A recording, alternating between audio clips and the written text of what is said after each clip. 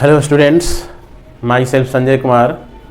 Today we are going to discuss Mendelian disorders.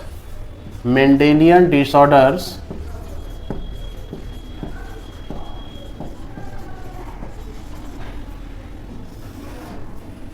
these disorders are also called gene related disorders. It means the alternation or mutation on the single gene. ऐसे for example इस DNA में देखिए कि किस तरह से mutation हो रहा है, अल्ट्रावायलेट रे आ करके और उस डीएनए का जो सीक्वेंस है उसको चेंज हो रहा है। तो चेंज होने के बाद क्या हो गया कि उधर जो देख रहे हैं कि उसके डीएनए के सीक्वेंस में बदलाव आ गया है, तो यही म्यूटेशन हो गया जो पहले भी पढ़ चुके हैं। तो यहाँ पर क्या हो गया कि द अल्टरनेशन या mutation in the single gene called Mendelian disorder. और इसका जो इनहेरिटेंस होता है, अब वो जो चेंज हुआ है वो फिनोटाइप को बदल देगा।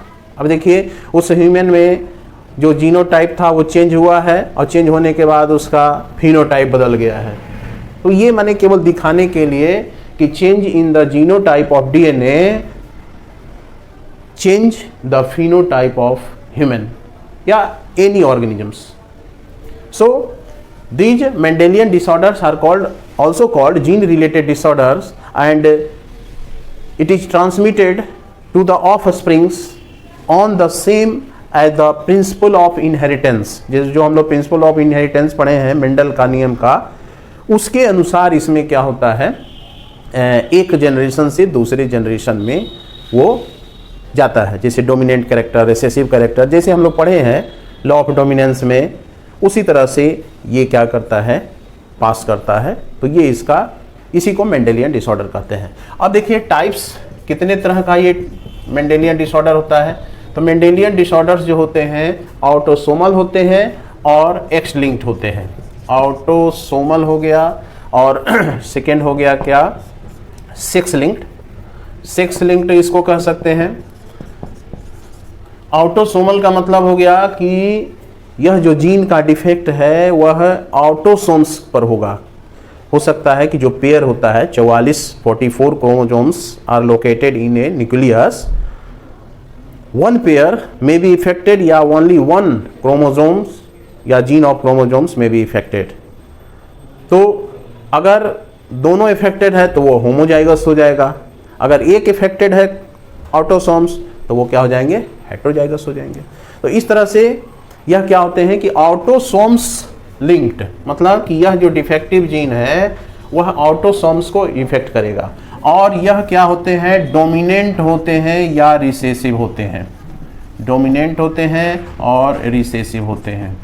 डोमिनेंट केस में क्या हो गया कि इसका जो एलील होगा, जैसे कि मान लिया कि ये जीन है कैपिटल ए स्मॉल ए, ये कंडीशन रहेगा तो यह इफेक्टेड हो जाएगा, है ना। ये पेडिग्री एनालिसिस में पढ़ चुके हैं डोमिनेंट का क्या कैरेक्टर ये सब होता है। और रिसेसिव में क्या हो गया कि जब रिसेसिव एलील एक साथ इकट्ठा होंगे तो आपको ये डिसऑर्डर दिखाई पड़ेगा। अब इसमें डोमिनेंट्स में है जैसे कि एग्जांपल मायोटोनिक डिस्ट्रॉफी है, ब्रेकीडेक्टाइली है, हंटिंगटन डिजीज है, एल्जाइमर्स डिजीज है, मॉर्फन सिंड्रोम है, इटीसी बहुत सारे उसमें डिजीज है डोमिनेंट वाले में। और रिसेसिव वाले में क्या है कि जैसे कि sickle cell anaemia. Sickle cell anaemia, तो ये जो सिकल सेल एनीमिया है ये हम लोगों को पढ़ना है। सेकेंड में हो गया सिकल सेल एनीमिया का मतलब हो गया कि जो आरबीसी है वो सिकल शेप हो जाता है। फिनाइल कीटोन्यूरिया, फिनाइल कीटोन्यूरिया ये डिजीज हो गया। उसके बाद नेक्स्ट है थैलेसीमिया। थैलेसीमिया, तो ये 3 डिजीज हम लोगों को पढ़ना है। सेक्स लिंक्ड में भी क्या होते हैं कि फर्स्ट है एक्स लिंक्ड, एक्स लिंक्ड है और दूसरा है वाई लिंक्ड है। अब एक्स लिंक्ड में भी 2 कंडीशन है। एक आता है क्या, आपको डोमिनेंट स्टेज में रहेगा, माने एक एक्स पर रहेगा ना, और दूसरा हो जाएगा यहाँ पर रिसेसिव। तो यहाँ पर ये रिसेसिव वाला जो दोनों है इसके बारे में दिया हुआ है एनसीईआरटी बुक में। और रिसेसिव में जो ये डिजीज है, 2 डिजीज है इसमें, कौन से डिजीज है, तो एक है हीमोफीलिया है हीमोफीलिया है, और सेकेंड क्या है, कलर ब्लाइंडनेस। कलर ब्लाइंडनेस, तो ये दोनों जो है डिजीज पढ़ना है। यहाँ पर 5 डिजीज इसमें पढ़ना है जिसको हम लोग मेंडेलियन डिसऑर्डर कहते हैं। वाई लिंक्ड भी होता है, जैसे कि हाइपरट्राइकोसिस, जीरोडर्मा, ये सब माने कि ये होलैंड्रिक कहलाते हैं। यह जो है होलैंड्रिक टाइप के ये सेक्स लिंक्ड डिजीज होते हैं। इसको आप इसमें भी दे सकते हैं, इस चार्ट में भी दे सकते हैं, नोट करने के लिए आप लिख सकते हैं। इसमें डिफिनीशन है लिखा हुआ कि माने अल्टरनेशन या mutation in the single gene, है ना। और ये पास करते हैं एक जनरेशन से दूसरे जनरेशन में, आपको जो प्रिंसिपल्स ऑफ इनहेरिटेंस है उसके जैसा। टाइप्स में देखिए, ऑटोसोमल लिंक है, ऑटोसोमल लिंक में डोमिनेंट है, रिसेसिव है। डोमिनेंट में देख रहे हैं myotonic dystrophy, brachydactyly, Huntington disease, Alzheimer's disease, Marfan syndrome, etc. Recessive में आप देख रहे हैं जैसे सिकल सेल एनीमिया है, फिलाइन कीटोन्यूरिया है, थैलेसीमिया है, सिस्टिक फाइब्रोसिस, इटीसी, ये सब जो है ऑटोसोमल है। सेक्स लिंक्ड में देख रहे हैं एक्स लिंक्ड और वाई लिंक्ड। एक्स लिंक्ड में डोमिनेंट में है आपको मस्कुलर डिस्ट्रॉफी है, रेट सिंड्रोम है, ये सब एग्जाम्पल है इटीसी। और रिसेसिव वाले को क्रिस क्रॉस भी कहा जाता है, जिसमें आपको हीमोफीलिया है, कलर ब्लाइंडनेस है, ये सब इसमें देखा गया है। तो यह हो गया हम लोगों का मेंडेलियन डिसऑर्डर के बारे में। अब हम लोग देखते हैं जो फर्स्ट मेंडेलियन डिसऑर्डर है जिसको कहा जाता है sickle cell anaemia. Sickle cell anaemia जो है रोग, ये आपको ऐसा रोग है, देखिए सिकल सेल एनीमिया में जो नॉर्मल, ये जो नॉर्मल सेल होते हैं RBC disc like biconcave होता है, ये नॉर्मल हो गया आरबीसी। और सिकल सेट में क्या होते हैं कि इस तरह से ये जो आरबीसी है वो सिकल सेप्ट हो जाता है, सिकल सेप्ट हो जाता है। तो आरबीसी यहाँ पर ये नॉर्मल आरबीसी, ये सिकल सेप आरबीसी।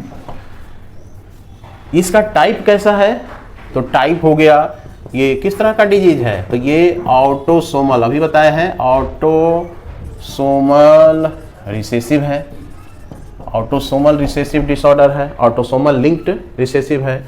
होता कैसे है, कॉज कैसे है, इसका कारण क्या है, तो देखिए इसका कारण क्या है कि इसमें आपको एक जीन होता है जो डिफेक्टिव हो जाता है, मॉडिफाइड हो जाता है, जिसको HBA जीन कहते हैं। कारण हो गया HBA, ये जीन होता है रिलेटेड जो नॉर्मल हीमोग्लोबिन बनाता है, और यही मॉडिफाइड हो जाता है। तो ये कंडीशन ये हो गया HBA, ये जो है वह एक क्रोमोसोम पर रहेगा, ये दूसरा है। सेकेंड कंडीशन हो सकता है हेट्रोजाइगस HBA-HBS, यानी यही ए जो है वो मॉडिफाइड होकर के HBS बना दिया। और थर्ड हो गया क्या, HBS। तो ये होमोजाइगस हो गया। तो ये कहता है कि mutation occurs in HBA gene, माने normal gene which is modified into HBS, and these HBS gene क्या करते हैं कि नॉर्मल हीमोग्लोबिन नहीं बनते हैं, माने उस क्वालिटी का हीमोग्लोबिन नहीं बन पाता है। अब ये देखेंगे कि ये कैसे होता है, तो ये HBA और HBS जीन का देखिए कैसे वो नॉर्मल हीमोग्लोबिन बना रहा है, और HBS वाला जो है वह आपको डिफेक्टिव हीमोग्लोबिन बना रहा है, मतलब सिकल सेप हो जाता है, ठीक ना। देखिए एक का ये तो हो गया जीन के कारण। अब ये क्यों होता है, तो देखिए ये NCERT में जो डायग्राम दिया हुआ है इसमें क्या होता है कि सब्स्टिट्यूशन ऑफ ग्लूटामिक एसिड, यहाँ पर ये जो है ग्लूटामिक एसिड, जैसे कि इसमें जो मैसेंजर RNA होता है उसमें ये ग्लूटामिक एसिड बनता है। इसमें एक कोड रहता है, इस कोड को हम लोग क्या कहते हैं, जो इसमें कोड है GAG है, कोड GAG है। और GAG कोड क्या करता है कि ये ग्लूटामिक एसिड का फॉर्मेशन करता है। यह जो कोड है वह फॉर्मेशन करेगा ग्लूटामिक एसिड। और ग्लूटामिक एसिड क्या करेंगे, नॉर्मल हीमोग्लोबिन माने नॉर्मल RBC का फॉर्मेशन करेंगे, नॉर्मल हो गया। और इसी में सब्स्टिट्यूशन हो जाता है। ये जो है 6th पोजीशन है, 6th position of beta haemoglobin, beta chain of haemoglobin, beta chain of haemoglobin. तो यहाँ क्या हुआ है कि इस 6 पोजीशन पर, यहाँ पर 5 पर कुछ अलग है, यहाँ पर 4 पर अलग है, 3 पर अलग है, 2 पर अलग है, 1 पर अलग है। तो 1 2 3 5 4 यानी स्पेशली जो है 6 पोजीशन पर ये जो कोड होता है GAG वो चेंज हो जाता है। और चेंज होने के बाद क्या हो जाएगा कि यहाँ पर जो ये 6 पोजीशन पर ये है, यह कन्वर्ट हो जाएगा, यानी पॉइंट म्यूटेशन हो जाएगा। देख रहे हैं पॉइंट म्यूटेशन हो रहा है, और ये हो जाएगा कन्वर्ट हो जाएगा GUG में, यानी A जो है रिप्लेस्ड बाय U। तो A चेंज हो गया, जिसके कारण HBA, ये जो है HBA बना रहा था ग्लूटामिक एसिड, लेकिन इसमें म्यूटेशन हो गया, A हट गया, A की जगह पर क्या आ गया, U आ गया। और ये अब क्या करेगा कि बनाएगा, ये वैलिन बनाएगा, वैलिन। और वैलिन क्या होता है कि ये एबनॉर्मल यानी पॉलीमेराइजेशन ये कर देते हैं, और पॉलीमेराइजेशन करने के बाद जो RBC होते हैं ये इस तरह से होता है, सिकल सेल हो जाता है, एनीमिया इसी सिकल सेल कहते हैं। तो इसमें क्या हो रहा है कि the substitution of glutamic acid by valine, है ना, एट द 6th पोजीशन। देखिए इस DNA का जो ये 6th पोजीशन है, उससे जब RNA बनता है ना, उसी समय ये चेंजेज आ जाता है, और बीटा ग्लोबिन चेंज में ये हीमोग्लोबिन डिफेक्टिव हो जाएगा। मतलब इसको कह सकते हैं कि it is a type of ये point mutation due to the single base substitution GAG to GUG। आप इसको आप देख सकते हैं इस डायग्राम में भी, इसको आप नोट करने के लिए यूज कर सकते हैं। देखिए सिकल सेल एनीमिया में किस तरह से नॉर्मल है सेल और वो सेल है, उसके बाद जो HBA और HBS जो जीन है वो किस तरह से हीमोग्लोबिन का फॉर्मेशन कर रहा है। और थर्ड में जो है आपको NCERT में जो बुक में दिया हुआ है कि इसमें आपको देयर आर थ्री जो है यहाँ पर पॉसिबल जीनोटाइप है, HBA, HBS और HBS। उसमें से जो केवल एक टाइप का जो एलील होता है, जीन होता है HBS, वो होमोजाइगस हो गया, और वही कंडीशन क्या करेगा कि एबनॉर्मल हीमोग्लोबिन बना देगा, और उसके कारण जो फिनोटाइप होगा, मतलब जो RBC होगा, वो सिकल सेल का हो जाएगा। ठीक, तो इसको हम लोग देख लिए।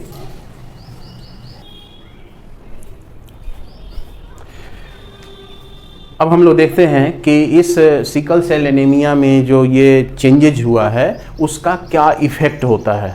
तो इफ़ेक्ट हो रहा है इसका कि यहाँ पर due to formation of abnormal haemoglobin, यहाँ पर देखिए पॉलीमेराइजेशन ऑफ हीमोग्लोबिन हो रहा है, मतलब कि due to formation of abnormal haemoglobin creates low oxygen tension causing the change in the shape of RBC from biconcave disc to elongated sickle like structure। मतलब यहाँ पर क्वालिटी डिफरेंस ऑफ हीमोग्लोबिन हो रहा है। इफेक्ट में क्या हो गया कि जैसे कि नॉर्मल हीमोग्लोबिन नहीं बना, तो ये बाइकनकेव शेप का होता है, बाइकनकेव डिस्क लाइक होता है नॉर्मल RBC। और जब इसमें नॉर्मल हीमोग्लोबिन नहीं है तो जो हीमोग्लोबिन होते हैं वो पॉलीमेराइजेशन हो रहा है। देखिए उसमें लंबा सा चेन बन रहा है हीमोग्लोबिन का, और नॉर्मल हीमोग्लोबिन में देख रहे हैं कि छोटा छोटा हीमोग्लोबिन है वो आपको अलग अलग है। तो वो नॉर्मल हीमोग्लोबिन इसके अंदर है जो ऑक्सीजन को पकड़े हुए है, कैरी किए हुए है, और सिकल सेल वाले में एक लंबा चेन बन रहा है, जिसके कारण यहाँ पर इसका जो शेप होता है वह इस तरह से हो जाता है। लो ऑक्सीजन टेंशन हो गया, यहाँ पर लो ऑक्सीजन टेंशन हो गया, ऑक्सीजन यहाँ पर कम है, जिसके कारण इसका जो प्लाज्मा मेम्ब्रेन है वो आपस में नज़दीक में आ गया है।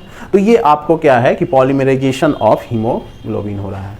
अब इसका सिम्टम्स क्या है, सिम्टम्स क्या है, तो यह जो है आपको दिखाता क्या है, सिम्टम्स हो गया, ये प्लियोट्रॉपी दिखाता है। प्लियोट्रॉपी वाले में हम लोग देख चुके हैं कि ये एक जीन है, डिफेक्टिव जीन, वही HBS जीन मान लिया।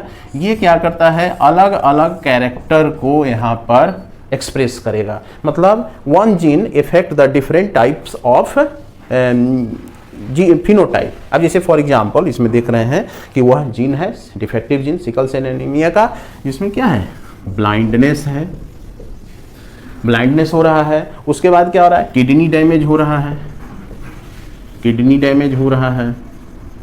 इसके बाद क्या हो रहा है कि आपका जो हार्ट है वो फेल्योर कर सकता है, माने इसका इस पेशेंट का हार्ट फेल्योर हो सकता है। तो ये सब सिम्टम है। इसके अलावा भी क्या होते हैं कि यह जो सिकल सेप है ये ब्लड वेसल्स में एक दूसरे से कोआगुलेट करने लगते हैं, चिपकने लगते हैं, जिसके कारण ऑक्सीजन का जो ट्रांसपोर्ट होता है वो कम हो जाता है। अब कहता है इसका रेशियो कितना है, रेशियो तो जैसे कि 1:625, 625 व्यक्ति नॉर्मल होंगे तो एक व्यक्ति जो है, एक पीपल जो है वो सिकल सेल एनीमिया से अफेक्टेड होगा। ठीक। अब कहता है कि इसका प्रिवेंशन कैसे कर सकते हैं कि ये आगे नहीं जाए, जनरेशन में नहीं जाए। तो avoid marriage between heterozygous condition, जैसे कि हेट्रोजाइगस कंडीशन ये हो गया HbA HbS, एक पीपुल है मान लिया कि, और यहाँ पर हो गया HbA HbS, ये दूसरा पीपुल, ये मान लिया कि मेल है। इस तरह का अगर मेल और फीमेल है तो इसके बीच मैरिज से एवॉइड बचना चाहिए। क्या करेगा ये, तो ये आपको यहाँ पर जीन बनाएगा, जैसे ये गैमीट है तो HbA यहाँ पर HbS हो जाएगा, ये अलग गैमीट बनेगा HbA HbS बनेगा। अब इसको आप यहाँ पर क्रॉस कराएंगे तो HbA हो गया, HbA तो ये क्या हो जाएगा, नॉर्मल हो जाएगा। उसके बाद HbA HbS, ये दोनों जो हैं देख रहे हैं HbA HbS हो गया, HbA HbS। हालांकि ये दोनों हेट्रोजाइगस हैं तो ये दोनों कैरियर रहेगा, बिना दिखाई दिए हुए ये पड़ा। जैसे कि इसमें है कि ये मेल इफेक्टेड नहीं होंगे, लेकिन इसमें HbS जीन मौजूद है, तो HB जीन मौजूद है तो वो आपको क्या हो जाएगा कि अगले जनरेशन में उसके ऑफ स्प्रिंग में दिखाई देगा। और एक ऑफ स्प्रिंग ऐसा हो जाएगा 25%, वह टोटली इस तरह से HbS यानी टोटली ये क्या हो जाएंगे, अफेक्टेड हो जाएंगे, इसमें दिखाया गया है। तो इस तरह से जो ये आपका इफेक्ट है वो आपको कैसे देख रहे हैं ना, कैरियर है मेल और फीमेल, वो एक जनरेशन से दूसरे जनरेशन में इसी तरह से जा रहे हैं। तो इसको कैसे कर सकते हैं कि ये क्यों बचाना चाहिए, तो it can be transmitted from parents to offsprings, है ना, when both parents are carrier for the gene. Both parents are carrier, ये दोनों कैरियर है, जैसे ये देख रहे हैं उसका ऑफ स्प्रिंग कैरियर है तो पेरेंट भी कैरियर है। तो ये बिना पेडिग्री चार्ट में दिख रहे हैं कि कैसे दोनों जो है वह मेल और फीमेल में वो इफेक्ट नहीं है, लेकिन वह इसको आप यहाँ पर देख सकते हैं कि किस तरह से इसका इफेक्ट दिया हुआ है कि एबनॉर्मल हीमोग्लोबिन, यानी इसमें क्वालिटी डिफरेंसेस ऑफ हीमोग्लोबिन हो रहा है, क्वालिटी में डिफरेंस हो गया है, हीमोग्लोबिन आपस में चिपक गया है, पॉलीमराइजेशन हो गया है। सिम्टम देख रहे हैं कैसे क्या हो रहा है, ठीक ना, इस तरह से आप ये नोट कर सकते हैं।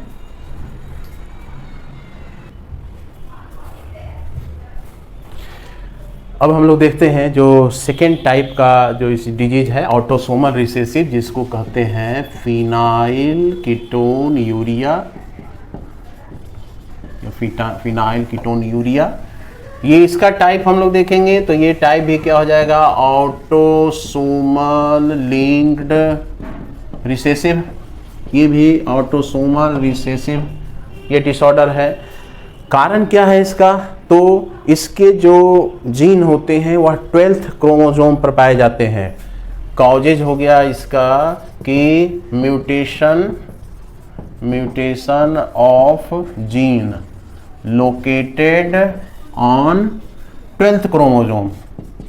12th क्रोमोसोम का ये जो जीन है वो डिफेक्टिव हो जाता है, और डिफेक्टिव होने के कारण क्या इफेक्ट करता है, तो इफेक्ट में हम लोग देख रहे हैं कि यह जो जीन है, अब जैसे नॉर्मल जीन जो है, मान लिया कि ये नॉर्मल जीन है, तो नॉर्मल जीन यहाँ पर प्रोड्यूस कर रहा है, आपको एक इंजाइम प्रोड्यूस कर रहा है, और ये इंजाइम क्या है, फिनाइल एलानिन हाइड्रोक्सीलेज, हाइड्रोक्सीलेज ये क्या है? नॉर्मल एंजाइम है, नॉर्मल जीन है, नॉर्मल एंजाइम प्रोड्यूस कर रहा है।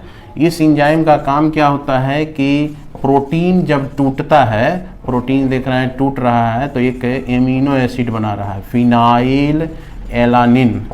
ये फिनाइल एलानिन क्या होते हैं? टॉक्सिक होते हैं। ये ज़्यादा अगर जमा हो जाएगा बॉडी में तो यही हार्म करता है, यही चीज़ इसमें देखना है।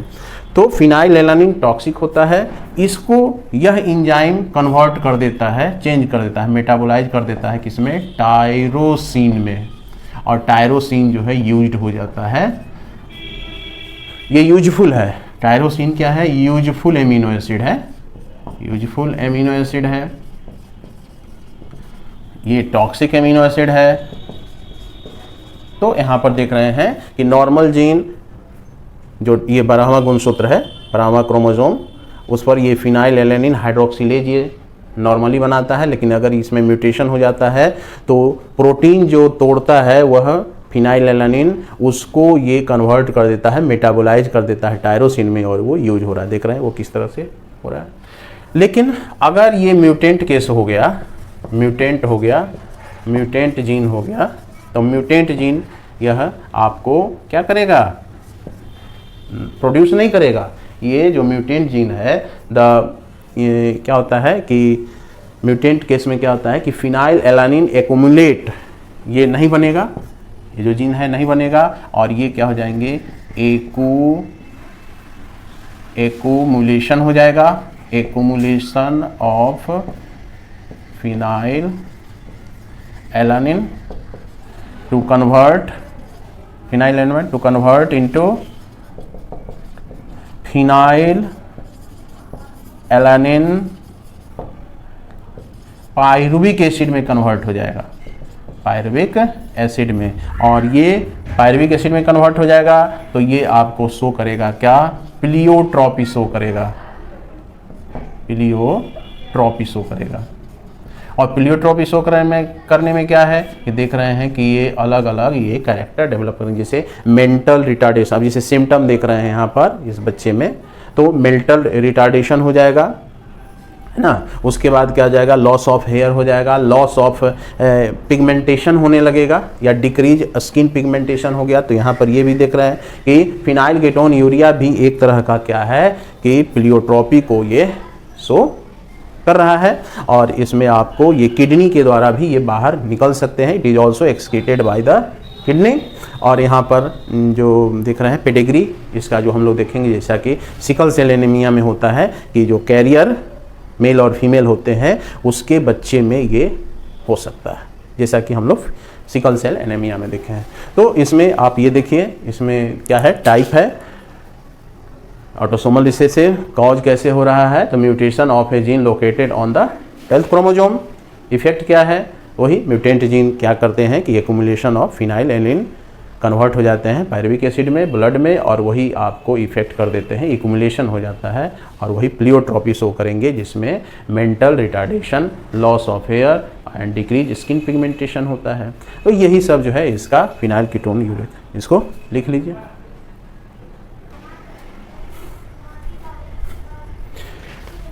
अब हम लोग देखेंगे जो थर्ड टाइप का ऑटोसोमल रिसेसिव डिसऑर्डर है, जिसको कहते हैं थैलेसीमिया। तो इसका भी अगर टाइप पूछता है कि किस तरह का डिजीज है, तो ये ऑटोसोमल लिंक्ड है।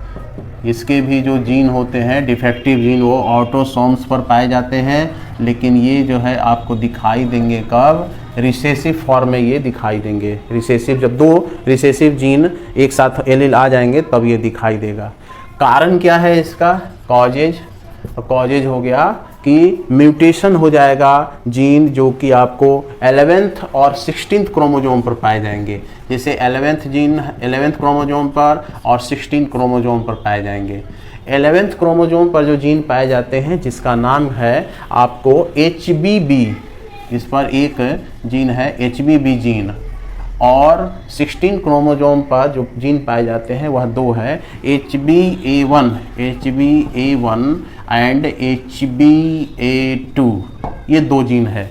तो इस 2 जीन के कारण ये डिफेक्ट हो जाएगा या म्यूटेशन हो जाएगा या डिलीशन हो जाएगा, तो ये आपको इस तरह से थैलेसीमिया डेवलप हो जाएगा। अब देखिए थैलेसीमिया में होता क्या है कि नॉर्मल हीमोग्लोबिन का डायग्राम देख रहे हैं और उसमें हीमोग्लोबिन देख रहे हैं कि नॉर्मल शेप में है, और उधर जो देख रहे हैं आपको क्या है, थैलेसीमिया में उसका शेप क्या है, छोटा हो गया है, अलग थोड़ा सा शेप हो गया है।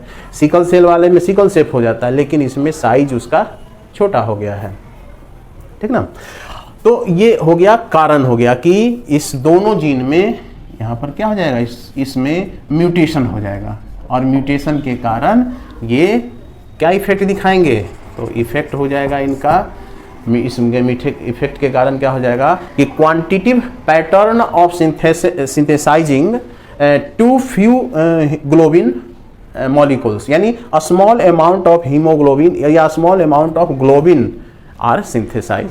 अब जैसे नॉर्मल हीमोग्लोबिन देख रहे हैं, तो नॉर्मल हीमोग्लोबिन में देख रहे हैं कि किस तरह से 2 अल्फा चेन है और 2 बीटा चेन है ना, अल्फा चेन बीटा चेन है उसमें, लेकिन इसमें क्या हो जाएगा कि ये इफेक्टिव हो जाएगा, ये डिफेक्ट हो जाएगा इसमें। तो जो अल्फा चेन और बीटा चेन है वह ग्लोबिन प्रोटीन नहीं बना पाएगा। अब जैसे इसका जो टाइप है, ये जो टाइप है इफेक्ट क्या करेगा, टाइप हो जाएगा जैसे कि अल्फा थैलेसीमिया।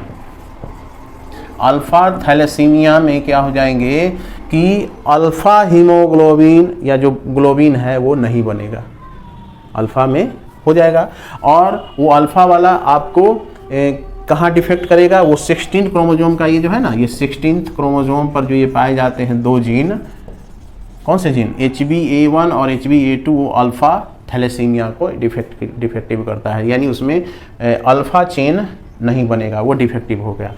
और बीटा थैलेसीमिया, तो बीटा थैलेसीमिया में आपको कहता है कि ये 11वें क्रोमोसोम पर जो ये पाए जाते हैं जीन, जिनका नाम है HBB। देखिए बीटा ग्लोबिन का, बीटा थैलेसीमिया का किस तरह से ये दिखाई दे रहा है कि जो बीटा हीमोग्लोबिन है वो आपको नहीं बना है, बीटा ग्लोबिन प्रोटीन नहीं बना है ना। तो इस तरह से आप देख सकते हैं कि ये जो हीमोग्लोबिन है वो इसी तरह से इफेक्टिव हो जाता है, यानी जो हीमोग्लोबिन का क्वांटिटी है वो कम बनता है इसमें। सिकल सेल वाला में क्वालिटी चेंज हो जाता है, लेकिन इस थैलेसीमिया में क्वांटिटी चेंज हो जाता है। इसको आप देख सकते हैं इसमें थैलेसीमिया के बारे में, टाइप कैसा है, कॉज कैसा है, कॉज कारण क्या है, म्यूटेशन और या deletion of gene located on 11th और 16 क्रोमोसोम। इफेक्ट क्या है, तो इफेक्ट क्या है कि क्वांटिटेटिव यानी क्वांटिटी इसमें प्रॉब्लम है, कम हीमोग्लोबिन बनता है, स्मॉल अमाउंट ऑफ हीमोग्लोबिन इसमें बनते हैं, है ना। क्लासिफिकेशन में देख रहे हैं अल्फा थैलेसीमिया और बीटा थैलेसीमिया, जिसमें म्यूटेशन हो जा रहा है। अल्फा थैलेसीमिया में अल्फा ग्लोबिन नहीं बनता है, और बीटा थैलेसीमिया में जो बीटा ग्लोबिन है वो नहीं बनते हैं। तो इस तरह से आप इसको नोट कर सकते हैं।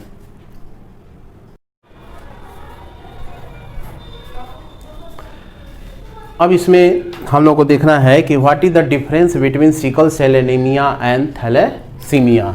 तो डिफरेंस क्या हो गया कि सिकल सेल एनीमिया जो होते हैं उसमें क्या हो रहा है, और तो इसमें देख रहे हैं कि कौन सा प्रॉब्लम हो रहा है इसमें कि देयर आर क्वालिटेटिव प्रॉब्लम, यहाँ पर हो रहा है क्वालिटेटिव प्रॉब्लम हो रहा है हीमोग्लोबिन में, यानी क्वालिटी नहीं बन रहा है उस तरह से। Qualitative problem of synthesize and incorrectly functioning globin protein, जिसके कारण इसका जो शेप है वह कैसा हो गया है, इस तरह से हो गया है। ये नॉर्मल है, ये नॉर्मल है, और ये सिकल सेल है, नॉर्मल है और ये सिकल सेल है, सिकल सेट हो गया। उसके बाद सिकल सेप हो गया, सिकल, और उसके बाद है हीमोफीलिया में क्या हो रहे हैं, सॉरी थैलेसीमिया ना, तो थैलेसीमिया में हो रहा है, थैलेसीमिया में हो रहा है क्या, क्वांटिटेटिव हो रहा है, प्रॉब्लम हो रहा है, क्वांटिटेटिव प्रॉब्लम हो रहा है। क्वांटिटेटिव प्रॉब्लम का मतलब कि जैसे ये नॉर्मल शेप का हीमोग्लोबिन है, बाई कनकेव और डिस्क लाइक है नॉर्मल, और इसमें इसका जो शेप है वो छोटा हो जाएगा, इससे ये बड़ा है, ये क्या है छोटा। तो क्वांटिटेटिव यानी क्वांटिटी इसका कम हो जाएगा हीमोग्लोबिन का, जिसे आरबीसी का, इसमें क्वालिटी चेंज हो रहा है। यही डिफरेंसेज इसमें दिखाया गया है। तो आप इसको देख सकते हैं क्या है, दोनों में अंतर क्या है, देख रहे हैं ना। उसके बाद सिम्टम्स क्या है, लक्षण है। लक्षण में देख रहे हैं कि है आपको डिफिकल्टिंग ब्रीदिंग, ऑक्सीजन कम जाएगा तो सांस लेने में दिक्कत होगा, वीकनेस होगा, कमजोरी होगा। उसके बाद स्टंटेड ग्रोथ, सेल को ऑक्सीजन नहीं मिल पाएगा जिसके कारण मेटाबॉलिज्म नहीं होगा, प्रोटीन नहीं बनेगा, ये सब जो है तो साइज छोटा हो जाएगा। थकान रहेगा, फैटिग रहेगा ना। स्किन का पीलापन हो जाएगा, जॉन्डिस हो सकता है। एनीमिया है, एनीमिया का मतलब खून की कमी होना। पेडिग्री, इसका आप देख सकते हैं सिकल थैलेसीमिया का कि किस तरह से पेडिग्री दिखाया गया है। सेम रिसेसिव जैसे तीनों में देखे हैं हम लोग कि मदर और फादर रिसेसिव होगा तो उसके चिल्ड्रंस में इस तरह से रहेगा। इसमें कोई प्रॉब्लम नहीं है। इनहेरिटेंस आप सेम उसी तरह से देख सकते हैं जैसे कि सिकल सेल एनीमिया में देखें। तो ये देख लीजिए, ये आपको नोट करने में आसानी होगा।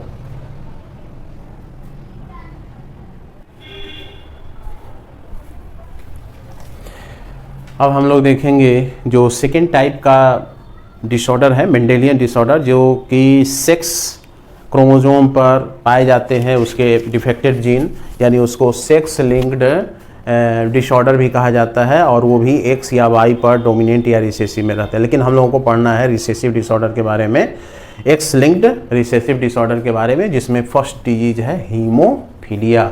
हीमोफीलिया यानी ब्लीडर्स डिजीज कहा जाता है। अब ब्लीडर्स डिजीज का ये टाइप कैसा हो गया, तो टाइप पहले ही लिखा हुआ है। ऑब्जेक्टिव क्वेश्चन में एमसीक्यू में पूछता है कि किस तरह का डिजीज है, तो यह कैसा है, एक्स लिंक्ड रिसेसिव है, एक्स लिंक्ड रिसेसिव डिसऑर्डर है, ठीक ना। कारण क्या है, मेन है कि इसमें कारण इसका क्या है, तो जो जीन रिस्पॉन्सिबल होता है ब्लड क्लॉटिंग फैक्टर बनाने के लिए, फैक्टर्स जिसको कैस्केड फैक्टर भी कहा जाता है, तो उसमें से कुछ फैक्टर इस जीन के द्वारा बनते हैं जो एक्स क्रोमोसोम पर पाए जाते हैं, जो नहीं बनते हैं। तो वही हो गया कि gene which is responsible for formation of blood clotting factors, blood clotting factor are affected and they are located on X chromosome. तो X क्रोमोसोम पर वो हो गया तो वो नहीं होगा। तो इसका इफेक्ट क्या हो जाएगा, तो इसका इफेक्ट हो जाएगा कि जो पेशेंट होते हैं उसमें हल्का सा भी चोट लगेगा तो उसका ब्लड वेसल्स फट जाएगा और ब्लीडिंग होते रह जाएगा, क्योंकि उसमें कोई कोआगुलेटिंग फैक्टर उसमें नहीं है। तो the patient fails to coagulate blood due to deficiency of blood clotting factor 8, 9 and 11। अब जैसे इसमें देखिए ब्लड वेसल्स जो है, ब्लड वेसल्स में रप्चर्ड हो गया है, तो दो केस दिखाया गया है। अगर ब्लड क्लॉटिंग फैक्टर मौजूद है, सामान्य है, तो उसमें देखिए थोड़ी देर के बाद ब्लीडिंग रुक गया है। लेकिन इस हीमोफीलिया वाले में क्या है कि ब्लीडिंग नहीं रुक रहा है, यानी उसमें ब्लड क्लॉटिंग फैक्टर है ही नहीं। तो ये आपको क्या है, ब्लड वेसल्स से ये देख रहे हैं कि ये हीमोफीलिया वाले इस तरह से रोकते हैं, जो कि एक्स क्रोमोसोम पर इसके पाए जाते हैं। अब टाइप क्या है इसका, इफेक्ट में क्या हो गया कि इफेक्ट में हम लोग देखें ना कि ये simple cut will result in non stop bleeding. एक हल्का सा भी कट हो जाएगा तो ब्लीडिंग रुकेगा ही नहीं। नॉर्मल जो व्यक्ति होते हैं उसमें 3 से 6 मिनट में वो रुक जाता है ऑटोमेटिक। वो डिपेंड करता है इंजरी पर। इंजरी अगर छोटा है तो बहुत जल्दी, इंजरी थोड़ा सा बड़ा है तो, अब बहुत बड़ा होगा तो उसके लिए तो स्टिच लगाना पड़ेगा तब जाके रुकेगा। लेकिन ये जो हीमोफीलिया वाले में होते हैं इस तरह से होते हैं। तो हीमोफीलिया जो टाइप है वो हीमोफीलिया ए है। तो हीमोफीलिया में क्या हो, ए में क्या होते हैं कि डिफिशियंसी होते हैं, डिफिशियंसी ऑफ क्लॉटिंग फैक्टर 8। इसमें 8 नहीं रहता है क्लॉटिंग फैक्टर। हीमोफीलिया बी में रहते हैं 9 नहीं रहते हैं, 9 नहीं रहता है क्लॉटिंग फैक्टर। और हीमोफीलिया सी में 11th जो क्लॉटिंग फैक्टर है वो नहीं रहता है। तो इस के कारण क्या होते हैं कि यह आपको दिखाई नहीं देते हैं। इसके जो पेशेंट होते हैं इनका रेशियो क्या है, तो इनका रेशियो है 1/10,000, यानी 10,000 सामान्य नॉर्मल व्यक्ति होगा तो 1% जो है वह हीमोफीलिया से ग्रसित होगा। अब यह जो होते हैं कैरेक्टरिस्टिक्स इसका क्या है हीमोफीलिया का, तो कैरेक्टरिस्टिक्स है कि जो जितने भी सेक्स लिंक्ड होते हैं, एक्स लिंक्ड, वो क्रिस क्रॉस होते हैं। क्रिस क्रॉस का मतलब वही होता है कि males are more haemophilic and the females are real haemophilic. Colour blindness में उसी तरह से हो जाएगा। क्यों होता है? क्योंकि मेल्स में आपको जैसे कि एक्स है, वाई है, तो अगर इस पर हीमोफीलिया का डिफेक्टिव जीन है तो ये कहाँ चला जाएगा? जैसे ये क्रिस क्रॉस भी अभी हम बोले हैं, तो क्रिस क्रॉस में यहाँ पर ये मेल हो गए, फीमेल हो गए, फादर मदर मान लिया कि, तो इसमें ये हो गया एक्स, एच और एक्स। तो यह जब फीमेल होंगी उसके एक क्रोमोसोम पर अगर ये हीमोफीलिया का डिफेक्टिव जीन है तो दूसरे नॉर्मल एक्स पर इसको कंट्रोल करने वाला यानी इसका डोमिनेंट जीन है जो हीमोफीलिया नहीं होने देगा। तो इसमें होता क्या है कि जो मेल का जो यह एक्स क्रोमोसोम है ये चला जाता है उसके डॉटर में चला जाता है, फीमेल का ये जीन इसमें आ जाता है क्रोमोसोम, तो मेल का इसमें चला जाता है डॉटर में चला जाता है, और फीमेल का एक यहाँ से ये आ गया एक्स एच और मेल का ये आ गया यहाँ से वाई हो गया। तो ये क्या हो जाएगा? इफेक्टेड हो जाएगा। ये जो सन है वो इफेक्टेड हो जाएगा। डॉटर का है, ये फीमेल का है, तो ये एक एक्स इसमें आ सकता है या ये इसमें भी आ सकता है, कहीं से भी आ सकता है। लेकिन अगर एक एक्स पर है तो वो कैरियर होगी, एक एक्स पर है तो ये क्या हो जाएगा? इफेक्टेड हो जाएगा, क्योंकि वाई पर इसका नॉर्मल जीन नहीं पाया जाता, मतलब इस हीमोफीलिया से संबंधित कोई जीन वाई पर नहीं पाए जाते हैं। तो एक भी इफेक्टेड हो गया तो वो खत्म हो गया। तो ये आप इसको क्रिस क्रॉस इनहेरिटेंस भी इसीलिए कहा जाता है कि मेल का कैरेक्टर फीमेल में डॉटर में चला जाता है और फीमेल का जो क्रोमोसोम है वो सन में या डॉटर में चला जाता है। ठीक, इसका जो डिटेल है वो पेडिग्री एनालिसिस में दिया हुआ है, उसमें आप अब देखिए पेडिग्री ऑफ क्वीन विक्टोरिया जो है इसमें ये दिखाया गया है, उसमें आपको पेडिग्री ऑफ क्वीन विक्टोरिया में आपको दिखाया गया है कि किस तरह से क्वीन विक्टोरिया का जो फैमिली है उसमें हीमोफिलिक पेशेंट है, जबकि क्वीन विक्टोरिया क्या है? हीमोफिलिक नहीं है, वो कैरियर है, उनका एक ही एक्स जो है वह इफेक्टेड है। ठीक, तो इसको नोट कर लीजिए।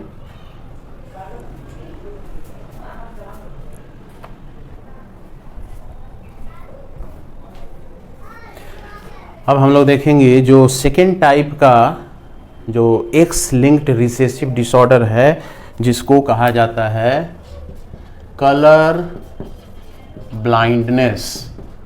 कलर ब्लाइंडनेस इसको कहा जाता है, नाम से क्लियर है, कलर और ब्लाइंडनेस, यानी ये जो आँख है वह रंग कलर के बीच डिफरेंशिएट नहीं कर पाता है। जैसे कि ये देखिए आँख का ये कंडीशन है जिसमें आपको दिखाया गया है कि एक नॉर्मल कंडीशन में रेटिना पर जो इस सर्किल में देख रहे हैं कि रेड कलर जो है 1 नंबर पोजीशन पर है और 4 नंबर पर ग्रीन है ना, दिखाई दे रहा है। तो उसमें क्या है कि नॉर्मल आँख तो जो है सब डिफ्रेंशिएट कर दे रहा है, रेड है, ऑरेंज है, ब्राउन है, येलो है, ग्रीन है, सब डिफ्रेंशिएट कर रहा है। लेकिन जो कलर ब्लाइंडनेस वाले हैं इसमें देखिएगा कि वही सेम पोजीशन पर जो लाल रंग है 1 पर वह दूसरे कलर का दिखाई दे रहा है, ग्रीन कलर जो दिखाई दे रहा है 4 नंबर पर नॉर्मल में इसमें नहीं दिखाई दे रहा है। मतलब कि the patient can not distinguish red and green colours. इसका क्या हो गया? कलर ब्लाइंडनेस का यहाँ पर ये सिम्टम्स समझिए कि हो गया। तो ये किस तरह का डिजीज है? तो वही एक्स लिंक्ड रिसेसिव डिसऑर्डर है। कारण क्या होता है? कॉज क्या है इसका? तो यहाँ पर टाइप देख लिए, टाइप कैसा हो गया? एक्स लिंक्ड रिसेसिव डिसऑर्डर हो गया। कॉजेज, कारण क्या है इसका? तो कारण है कि एक्स क्रोमोसोम पर इसके जीन डिफेक्टिव हो जाते हैं और वह एक्स क्रोमोसोम पर जो रेड और ग्रीन कलर को कंट्रोल करने वाले जो कोन सेल्स होते हैं उसमें डिफेक्टिव हो जाता है। मतलब उसका जो जीन है वो डिफेक्टिव हो जाता है, जिसके कारण रेड और ग्रीन जो पहचानने की जो क्षमता होती है वो खत्म हो जाती है। तो the sensory red and green cone cells of retina becomes defective, है ना, that is the gene located on X chromosome becomes defective, यानी रिलेटेड कलर से जो रिलेटेड होता है, वाई पर इसका जीन नहीं पाया जाता है, कलर को डिस्टिंग्विश करने वाले जीन वाई पर नहीं पाए जाते हैं। तो इसलिए इनका जो कैरेक्टरिस्टिक्स होगा सेम उसी तरह से होगा जैसे कि हीमोफीलिया में होता है कि जैसे मेल्स आर मोर हीमोफिलिक, तो इस तरह से हम लोग कह सकते हैं कि males are more colour blindness, है ना। The defect occurs in about 8% in of the males, 8% व्यक्ति में ये देखा गया है ज़्यादा, और 0.4% जो फीमेल होती हैं उसमें ये देखा गया है कि बहुत कम होते हैं, क्योंकि उसमें 2 एक्स होता है फीमेल वाले में, और जिसके कारण क्या होते हैं कि आपको ये जैसे कि ये XH हो गया, तो ये फीमेल क्या हो जाएंगी, कैरियर हो जाएंगी। ये केस ये हो गया XH, तो ये हो जाएंगे अफेक्टेड हो जाएंगे। कैरियर इसलिए हो गया कि इसके दूसरे एक्स पर इसके कलर वाले जीन पाए जाते हैं, तो एक भी डिफेक्टिव हुआ तो ये इसको दबा देगा। लेकिन यहाँ पर दोनों क्या है, नॉर्मल केस है, तो ये तो नॉर्मल है ही, फीमेल है, तो फीमेल का ये जो है आपको ये 3 केस हो रहा है नॉर्मल, ये H को हटा के H हीमोफिलिक हो जाएगा, यहाँ पर C डाल दीजिए।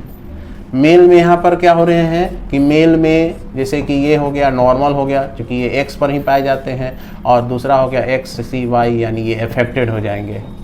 तो इसीलिए ये 8% जो है आपको ये देखे गए हैं, 8% इसमें देखे गए हैं। क्यों देखे गए हैं, क्योंकि उसके एक ही X पर ये इफेक्टेड होता है, Y पर कोई नॉर्मल जीन कलर विजन का नहीं पाया जाता है, ठीक ना। तो ये कहने का अर्थ ये है क्या कि the greater prevalence of the disorder in males is due to the occurrence of only 1 X chromosome and it is in hemizygous condition. इसको हम लोग क्या कह सकते हैं, हेमीजाइगस भी कह सकते हैं,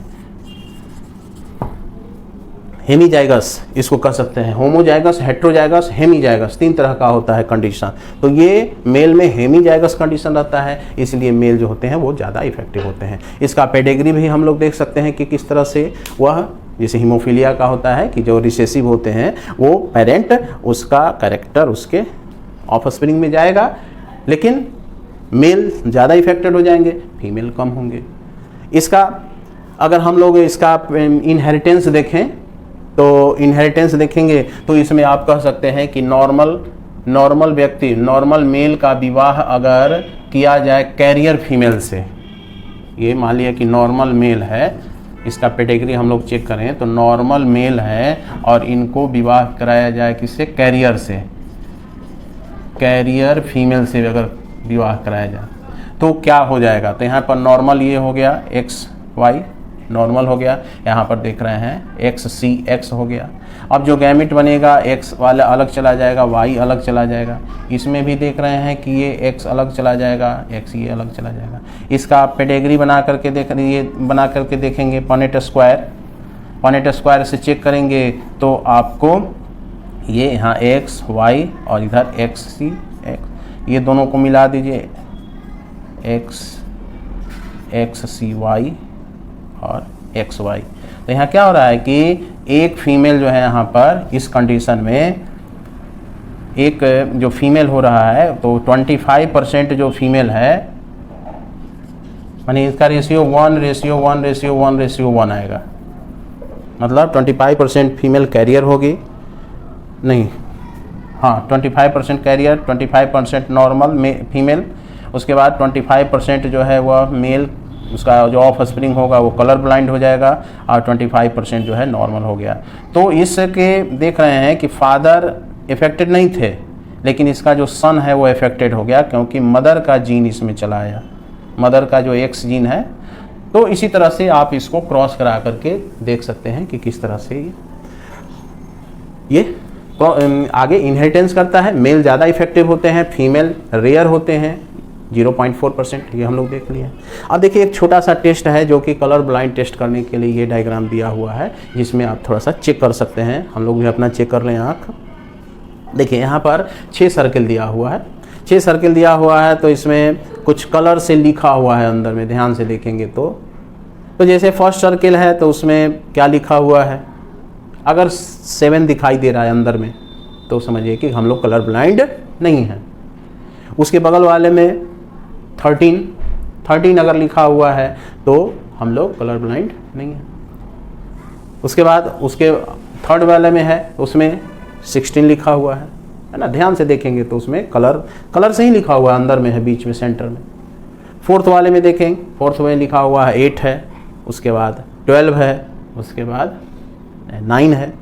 तो इस तरह से आपको कलर का जो टेस्ट होता है, जहाँ पर मिलिट्री में, नेवी में, जो रेलवे के जो पायलट होते हैं, एयरफोर्स में जो पायलट होते हैं, एयरवेज में जो वाहन चालक होते हैं, उनमें ये कलर ब्लाइंड को चेक किया जाता है। नहीं तो ट्रैफिक पर लाल सिग्नल होगा, पता ही नहीं चलेगा, गाड़ी जो है एकदम आगे बढ़ जाएगा।